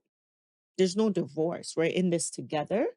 So we might hit head and agree on difference. Because for the first, I remember when Junior got diagnosed, George didn't accept that diagnosis. Right. And I had to back him up and say, listen, the kid he's not improving. We had to sacrifice to put him in an environment with other kids to learn to talk. Well, like daycare. and so when you were saying the stuff about some people were not telling Mhm. people about their children and stuff, whatever, I feel like it was a part denial. Like for my Mhm. for my situation, I don't think it was a denial thing because I was looking at stuff as where I'm so used to being raised around like or having like little girls raised around me Mhm. Right. that I'm so used to girls and stuff like walking, doing certain type of things kind of At faster. an early age. So right. So when I'm seeing a boy, like even my boy now, whatever, I was like, and compared to the girls, like you're just gonna just be a little bit later to the pack. And then Mhm. and then the doctor said he should at least be putting together at least like possible sentences now. So I'm like, wait, what? I was like, is that Einstein? And then when I realized this stuff, I was like, oh, okay. So I was never in denial, Right. Right. but I can see somebody and stuff like being in denial and stuff of it now, where the denial turns into slight shame. Right. Why they won't mention the stuff like, oh, by the way, I have a child on the spectrum and Mhm. everything. But I feel like I'm not doing my child any justice. By doing that. No. Correct. Because Yeah. now you I'm put it limiting in the help. Yeah, you put it in an environment, you go to a party, and if he's gonna wander off, nobody's gonna think anything because nobody knows anything. But if everybody knows that, okay, we have one autistic child here, we're gonna keep an eye out. If you see him at the front and he's going through the gate, hey, no, you gotta come back inside. Right. Bingo. Right. Because we don't want you to go out there and something happens. And they're runners. Don't get me wrong. Oh, They're yeah. runners. No. My son had a moment and stuff, whatever. He almost left school grounds and stuff like Yeah. that. Yeah. Like, the teacher had to spot him. Like they were counting the kids coming in, and they seemed like way out in the field. They're like, "Yo, where you going?" And I was Yeah. like, "So you guys trying to lose my son? That's what you guys trying to do? Like No. he's not cheap." But listen, they left mine at square one. At square one. Last year they left Josiah at square one. Wow. And the funny thing is the teacher tried to lie. And it was good. And this is something that's the important part. It was one of the so they went on every year their school, Lincoln M. Alexander's where he goes, Right. the high school. Best teachers. And what I love, that school has Black TAs, men and women. Nice. So that's Okay. one of the schools. Junior went there and I fought for Josiah to go there. Right. Because they wanted to send him to Humberview up in Bolton. I was like, hell no. So they were going on a school trip. They went to square one. There's one teacher, I won't say his name, but he was supporting another child. Right. He said to the group, saw Josiah kind of fade off a little bit. Because like I said, Josiah don't love company. He just does his own thing. And he said, Josiah, come back here. Another, oh, no, don't worry, we got it. Because the other teachers that was running the trip, they don't really want the Black TAs to come on the trip. Because they Right. think they're too overbearing. Right. So they said, okay, there was an incident. One kid had an incident. They were all in the bathroom, whatever. Josiah got tired. He went and sat down on a bench. Everybody gets up, goes on the bus, because this is the things they teach him how to take the bus, right? Yeah. Josiah. So anyways, Josiah came home. I'll skip to when everything comes out. So they called me and they said, oh, Josiah missed the bus with Miss Thing. Can you pick him up from school? Because he didn't make it back for the school bus. Right. So it's like, missed the bus. They're like, oh, they were running for the bus and they had to go and Josiah was walking slow. I said, so the bus driver couldn't wait? They couldn't say, Yeah. hold on, we have a child coming? Yeah. Anyways, get to school. And I said, dude, next time you got to hurry up. You can't walk so slow. The teacher now, who's in charge of, she goes, oh, no, that's not happened. I forgot what she said. She said something. And I was like, okay. So I said, anyways, Joe, come on, let's go. We went home. Josiah said, Junior said, Joe, how was square one? He says, it was good, but I got lost. What do you mean you got lost? Right. And that's why I said this kid tells you. Either he's lying or gets in trouble, he'll No, tell it's you not the for truth. nothing. Yeah. So I started doing some investigation, calling teachers that I thought, TAs that I'm close with. And that's the one rule I've always made in school. And you'll do this. Be best friends with them TAs, because them TAs will tell you everything that right, goes on. The teachers you can't trust, but the TAs you can trust. Yeah. So thank you. I Thank called you. a couple TAs and I said, hey, I wanted to ask. She's like, oh, I was about to call you. How did Josiah's trip go? So I'm telling her the story. She says, that's not what happened. She says, that's not what happened. She said, they left him. So he went to sit down. They got on the bus and they didn't count. Oh, the teacher had told me he was at the back and something and blah, blah, blah. And he didn't get. So the Wow. bus now, so you know Square One bus terminal. Yeah. You know where the Whole Foods is, right? The first stop when you Yeah, leave the yeah. terminal. The bus got there and they realized Josiah wasn't on the bus. Mind you, this is the express bus that goes to Westwood Mall. So they had to jump off the bus, just two teachers, ran back. He was sitting there. He said, Mom, oh, so when I'm questioning, he says, yeah, I was tired and I went to sit down. And when I looked up, everybody was gone. And I was like, Miss Pace, where's Miss Pace? Miss Pace. And then he said to a guy who had a backpack, hey, where's Miss Pace? And he's like, who? And then he said, when he looks around, Miss Pace was like, Josiah. And Miss Pace came and found him. Now, what if that bus had gotten on the highway Wow. before you realized that my kid was not on that bus? And then on top of it, you tried to lie. She didn't even make a report. So the next day, I have a friend who's a principal. We wrote up a letter. Yeah. I sent it to the principal to the school. I called the principal. When I called him, he didn't know what happened. Of course so not. From now on, I said, anytime my child goes on a field trip, he better have his regular TA with him all the time. And that's how you have the TAs to attach on the field trips now. Yeah, Right. because if Nice. you don't, some of them, they don't want to, I don't understand. Like, what would you have told me if he had gotten up and gotten a bus and got lost? And it brings back to having a Black child, having an autistic child on the spectrum, because he looked at some stranger. What if that stranger said, oh, don't worry, just come with me? Right. Yeah. Or if he had a freaked out, crying meltdown situation at Square One bus terminal. I'm just in awe that they didn't do a head count. I would have think that would have been the most common thing to do was to do a head count. Yeah. And I up to this day, the teacher can't even look me in my face. She didn't even call me and apologize. After you called her out. Because I had to call her out. And I had a meeting. And George was like, you go deal with that meeting. Because if I go to the meeting, it's not going to like it. And of course, the principal and the VP is trying to, Josiah kind of wander up. Yeah, it's of course. No, they no, have to. no. They have to. Yeah. Because that's a lawsuits will be lawsuit. pending there. Yeah. I was like, no, you make sure every single, from the time he's in the school till he's 21, you better have a TA or a buddy. Why you don't have a buddy system? Yeah. Why is like a teacher not for every 5 kids? But it's scary. I'm telling you, it's the worry, I think. Is what keeps you up at night. With a glass of wine. I'm not gonna lie. But the box of wine will help put you out for the night. Right. Exactly. Yeah. You need to leave maybe 2 more glasses to add to it. Yeah. Because you need to relax your brain because you think about everything. Everything. And on top of it, like there's other things. When you have a kid on the spectrum, sometimes some of the kids develop Crohn's. And that's something you gotta watch. Because my older son has Crohn's. Okay. And it's a gut issue, but it also affects a lot of, because I've seen a couple other kids on the spectrum Right. that have the same Crohn's we've been watching and monitoring that because the doctors kind of told us. Yeah. So I want to say I went to a SLP, I think at Humber, and she was saying that that's the main thing they always try to look at when the child and stuff is developing and growing and stuff amongst like in their earlier years and stuff to keep an eye on, look out for Crohn's disease. Yeah. So I'm like, okay, cool. So we always try to make sure he's on his tests and everything and stuff too. I want to say it took a while. I want to say for his mom to kind of be more present with the medical stuff because she's found a support group where the anti-vaccine moms, with the whole thing about like kids on the spectrum and the shot, and it made her less medical like in any case so Smooth and I was talking about this like maybe last podcast or the podcast before, where a lot of people's faith in the medical world and stuff has been shot. Right. But the testing and the shot and stuff is not. But how do you prove that to people who have no faith in medicals?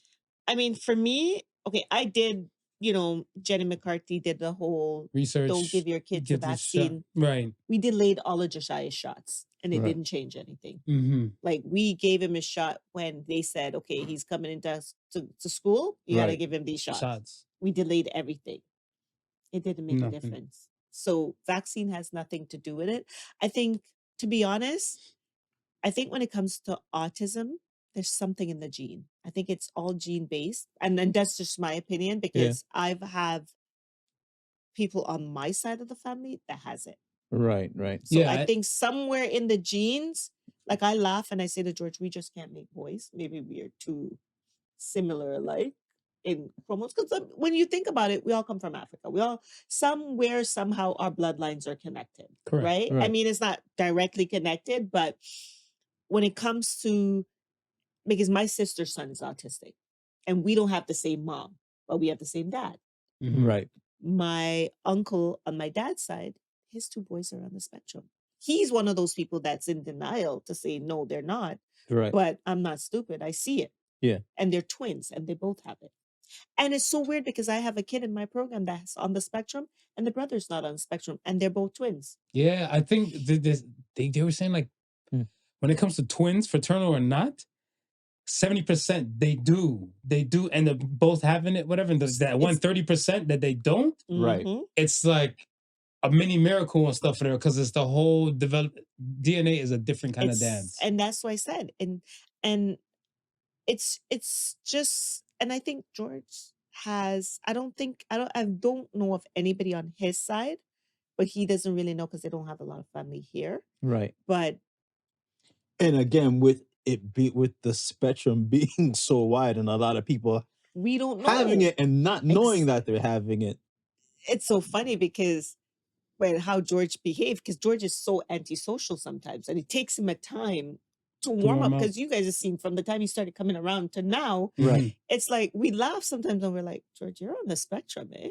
And he's like, no, I'm not. I'm like, you're antisocial. You don't like people. You're very blunt. It's Right. almost like you're Josiah's twin, and Josiah's already on the No, but spectrum. when you really stop and think about it, right? It's a lot of people like, and again, if you're high functioning, how would you ever even think? How would you even guess? How would you even just even to begin to guess? You just probably pass it off as just like, nah. No, I'm but you're gonna, like I always say and stuff, if you're gonna have a epidemic of people, right? That's just gonna turn into WebMD type of people who take a test online, like, how do you know if you're on the spectrum? And they'd be like,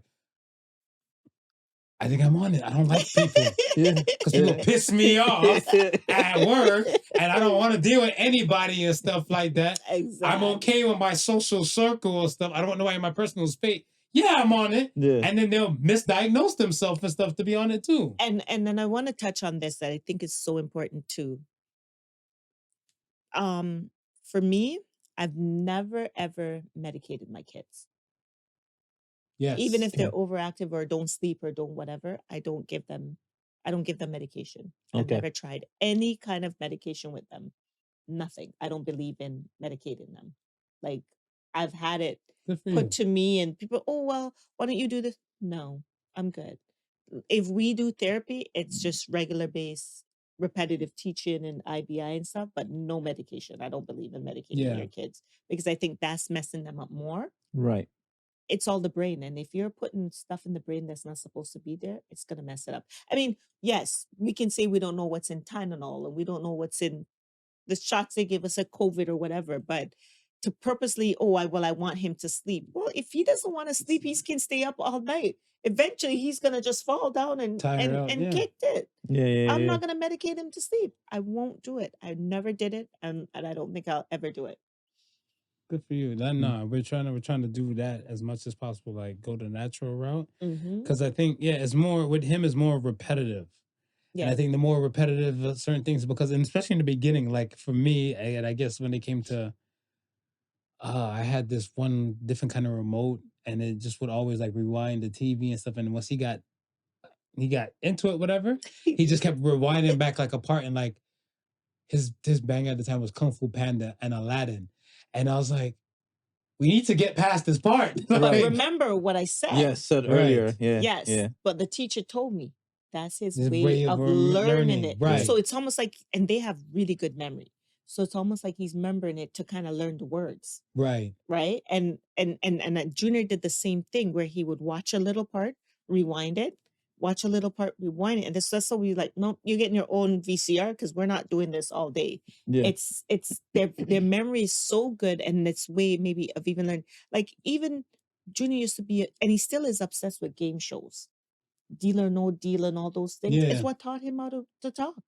Mm. You know, and I'm telling you, let him rewind it. If he wants to rewind it No, now I let it run. I want to say like this is like maybe like at a 2-3 years old mark. Mm-hmm. It was something like I had to kind of get like used to, and then now him being at my son being at 7, I just look at him and just let it run because I'm so used to it now. Right. Where it doesn't even shock me when he repeats certain things and stuff, and like in their tone and their inflection and everything. Right. I think one day we were watching one of the Shrek movies. One of the Shrek movies and stuff was on Netflix and everything like that. And he's running it. And he's talking like Donkey. And he's sounding like Shrek.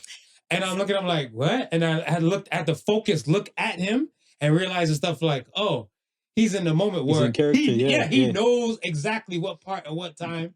Because even like when he's doing the rewind back, whatever, like, whoa! I was like, and then he hit the play. I was like, sounds like a junior. He sounds like a junior. So he's locked in. He'll get into making like the videos and creating, because Junior has like his bins and stuffed toys, and he'll make like his own Wheel of Fortune game, or if he gets a new toy or everything he posts. Oh, guys, look what I got today, and he's into NASCAR. So they're into wrestling and NASCAR. Yeah. And I see a lot of his NASCAR posts. Yeah, he posts his NASCAR. He's like, I'm so done with Kyle Busch, and then he doesn't even word it properly. I'm like, Junior, let mama check it before you post it so we can check your grammars, please. Because the school didn't teach him no grammar. Right. And like Josiah, like, Junior, it's not that serious. Come on, Junior, it's not. So sometimes we have to just laugh. And I get it. That's just who he is. And I just let him do his thing. I'm not mad at it. I'm not mad at it. He'll get into the editing and stuff. He'll probably end up that route, because that's where they're learning how to do it. Because even like yesterday was when my son, he had some new game. I was looking, I was like, is this what we're doing? And the guy, he got frustrated and stuck. So it was on his phone. He pulls out his tablet. He's watching a YouTube video on how to get past the level. And then he's passing me the phone like I should do it. I was like, so I got to watch the video now because I don't know nothing about this game. Right. But I'm like, he's determined, like, yo, one way or another, by the hook or the crook, I'm going to get past this mark. Yeah. So I was like, boss, I love your determination. I'm not mad at it. I'm grateful for it. I'm happy. Because I want to say, like, for me, I think with me being a parent with a child on the spectrum, I want to say it's taught me, like, obviously patience, of course, but I want to say a level of emotional empathy that I don't think I would have probably got from, let's say, a quote-unquote normal child. Right. Because now, like, things and stuff, again, the repeating aspect and stuff, I want to make sure, again, I'm worried about what his future might look like and everything, because it's kind of like, I know my mom and stuff will look at me and be like, yo, Galong, go do your damn thing and stuff. I know you'll be straight. But then me, I'm looking at stuff, I'm hoping for the best. Yes. So now I have to look at it with a whole parental eye of looking at, like, whatever we're doing is just to help him to the best format possible so he can be the best version of himself. But whatever you get, you'll take. Whatever, yeah. Exactly. Whatever is clever and stuff. So even if it's like, all right, like there was one time and stuff where that Hotel Transylvania cartoon thing, that was his thing. And I was looking, I was like, yeah, I didn't really like the movie much less, but that's his thing. So I was like, all right, well, we're gonna watch this together. Right. And then, like, I'm over it now. Let's go outside and go do some things. And we'll go do some things, and he'll talk, he'll mention a few things and stuff. I'm like, yeah. And then when, like, we'll say we part ways or something like that, and we're calling the day for the day and stuff, and I look at him and I'm like, it's dope, because I want to say there's not too much words probably exchanged between him and I, but the understanding and stuff is there. It's like it's on 1,000, not even 100. So it's kind of like, it's so much. And I was like, words can't describe, or like how we got here. It was more action and love to get us to this place. So it's emotional empathy that kind of came about. Mm-hmm. I don't think I probably got from another kid. Yeah. Yeah. You know, it's sometimes the things that they'll say will just shock you. Like it's like we think that they don't know a lot, even if they don't say it. I don't And then when you underestimate. just said Yeah. he went on YouTube to find out how to pass that game, Yeah. you're thinking, for a kid who don't say much, how would you know to go on YouTube to find how to do the cheat codes for the game and how to Right. get past that level? Yeah. So we're thinking that they're not observing. Like one of the things I've learned is with Josiah, especially because Junior will more talk, but Josiah is very observant Mm. to everything that's around him. Like we'll be in the car sometimes driving, and like, Mom, turn up the radio. That's my song. I'm like, you like this song? I'm like, I didn't know you listen. There's songs that I play and he listens to, and he's like, but when he's in his room playing video games, he's playing all these songs and stuff. And one day I did my hair for the first time in a ponytail. Mhm. I come home because we were going, I think it was for my birthday one year. Right. And I come in, he's like, Mom, you look like Ariana Grande. I was like, do you even know who Ariana Grande is? And I was like, okay. He goes, yeah, Mom, you look like Ariana. I was like, okay. So it's like certain things that he'll just pop up on me and say or do. Yeah. Yeah. And I'm just like, wow. And that's the kid that never wants to leave the house because he wants to just be home on the tablet. Never Right. wants to leave the house. I'm Yeah. just like, nowadays when I'm going, he's like, okay, Mom, are you going on the road? I'm like, yeah. He'll like, okay, I'm going to come with you. That was the whole summer. Me and them on the road every day. If I'm going to grocery store, everybody wants to You come. So I was like, outside. and I don't ever say no because he never leaves. So I'm like, Yeah, let's yeah, go. yeah. We're out. Or if they say, I want to go swimming, I'm like, you're gonna go swimming? Come, let's go. We're jumping in the pool. Because this is a kid who's lazy. Yeah. Don't even want to go to school. Tried to pull the other day. I don't want to go to school because they bully me at school. I said, Joe, don't even try it. Is that a common excuse? No, he has one. It's so funny. Another Josiah who was in grade 9. So he was in 10. The Josiah was in grade 9, was bullying him. Right. But Josiah said he told me he hit the kid. And we had to say, no, you can't hit. Use your words. And he came and he told the coach, Miss Gray, I slapped this boy. She's like, Josiah, why would you? Because he was bullying me and I'm not letting nobody bully me. Right. I Right. was like, you cannot. And then so another day they told him, okay, well, you have to show us the boys next time. Took the tablet and took a picture of the boy. And showed the teacher. I'm like, Joe, you can't do that. Like Crime Stoppers? Like, As we said, I can't. That one It's will get him. me in It's trouble him. because I have The to assailant. teach him how to use your word. We went through a whole stage. Had to teach him how to use the words because he wasn't even on the bus if he didn't like the noise. Instead of just getting up and saying, he would get up and hit. And we literally had to do a whole, like I had to focus and we did some therapy sessions and stuff. Mhm. You Right. can't hit. You have to use your words. You can't just go and put your hand over somebody's mouth because you don't want to hear what they're saying. Right. You have to, and that's where, because if you don't teach them these little things and they go into the environment and Yeah. you're not there, They're Right. gonna this do. is where Mhm. Yeah. where I worry because not everybody's gonna be empathetic, like you said. Not Bingo. everybody's gonna be like, well, maybe something's wrong with this kid. Yeah. They are just gonna be like, This no, you person's in my can't put your personal hand space. on Yeah, me, put and your I'm hand in gonna my push face. you back, or I'm gonna do whatever. So those are things I'm always teaching him, especially.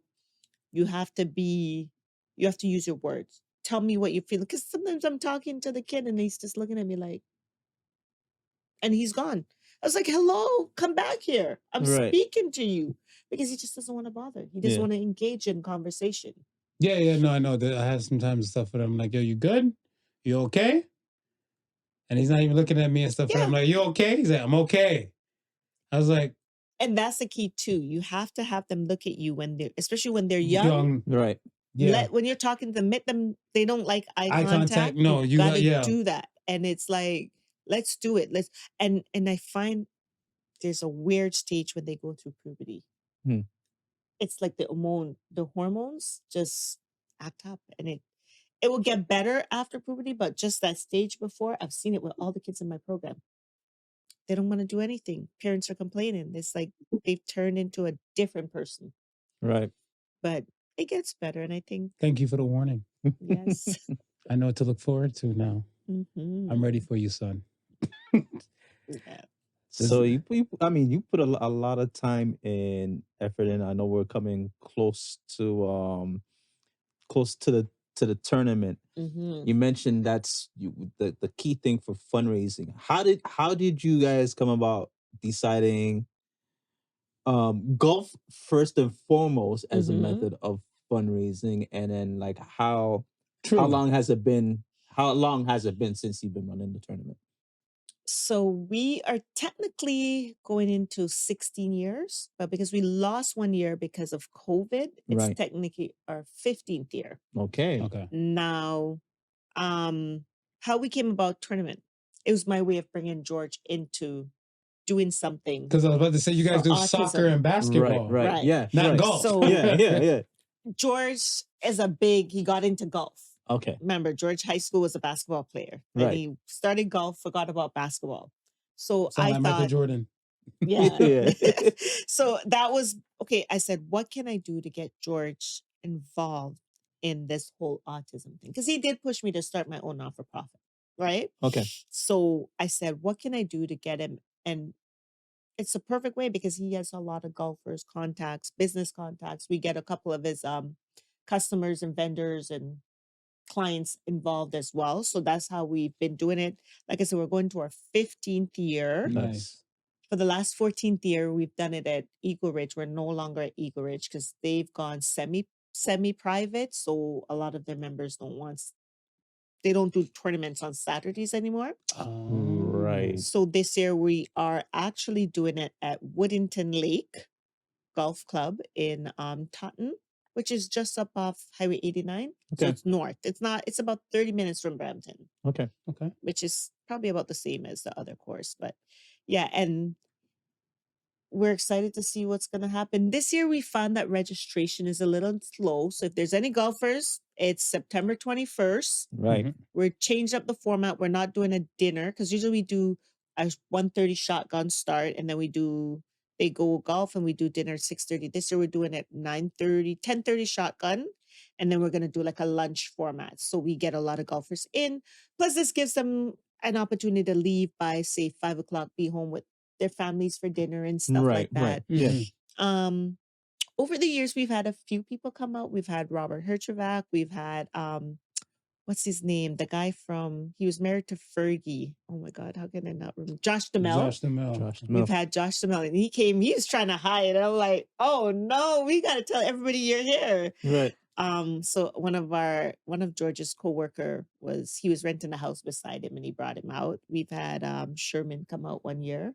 Nice. So it's been nice. We've had a few people, and it's an amazing, like if you're not even a golfer and you just like the sport or you're just starting out, it's a good way. Yeah. Because we do best ball. So you're on a team and it's whoever balls the best. We have lots of prizes and stuff like that. And Mhm. it's just a good day to come out and have fun and support a good cause. So September 21st, Mhm. 2024. and we have our regulars that come out and sponsor and stuff like that. So we're always looking for donations. We're looking for sponsors, donations, raffle items, and stuff like that. If it's an opportunity, you want to promote your business, Right. we can put the stuff in the swag bag and stuff like that. So, Nice, it's a nice. great opportunity. That's what I want to see. I want to see everybody coming out for this event, help support for a good cause. No more hating mail, right? No more No, fighting for we've the changed the Frempong. name. If you want to hit me up, it's our website is www.playinc.org, or you can hit us up on Instagram, which is Play for Autism. Play for autism. Nice. Mm. I'm gonna find you guys. Okay. Mhm. I want to get to the question of the week, but we kind of just been dancing around it so much. So I just asked the direct question. Question of the week is, does compassion still exist today? And after all we said, I want to say this before I get an answer from either one of you two. They did a study. It was the Canadian Mental Health Association, May 6th of this year. They said 92% of Canadians said yes, they consider themselves compassionate. But when they gave them a test, only 38% Wow. proved that they are compassionate people. Right. So I'm asking you guys, does compassion still exist today? Because there's a lot of people, and this is from the stats that they're given. They were saying that a lot of people because I want to say, especially when it comes to Canadians, me growing up in America, coming to Canada and stuff, whatever, we're sold on the dream that in Canada, you guys are so kind and compassionate type of people. Right. For a Canadian association to test Canadians and prove that Canadians are not that compassionate, and like I said, especially amongst not only just special needs people, but I want to say an everyday person, an everyday struggle type of thing. Like I want to say we've come into a point where we're not that compassionate to save people. So that's my take on it. I don't think compassion still exists. I'll go today. first, Andrew. Let me go first. Go ahead. Go ahead. Go ahead. Go for Marvin. You sound like you're ready for go. Go. This is what they come on the show for, to come fight Marv. No, I'm not gonna fight you. I think though you're touching on a little bit.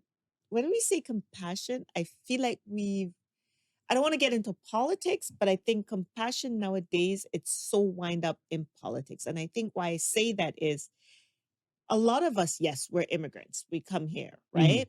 But I think now that we've been here, we've worked, and I mean, we want to allow people to come in. I just feel like, and please, guys, don't hate me for this one and for saying this. No, they'll blame me anyway. It's all good. I feel like I don't know what to say. I feel like the system, like Justin Trudeau, Right. have let way too much people in the country. And I feel like, yes, we want to be compassionate to people and people of war and people of whatever, but it's almost like then we get like, you're only letting one set of people in. Yeah. You're not letting another set in. Like when I say that, and I'm going to just say why I say that. I say like, okay, we'll let in the Syrians or the Ukrainians, the Indians, whatever. But what happened to my Caribbean people? Right. You want to go vacation in Jamaica, but you don't want to let Jamaicans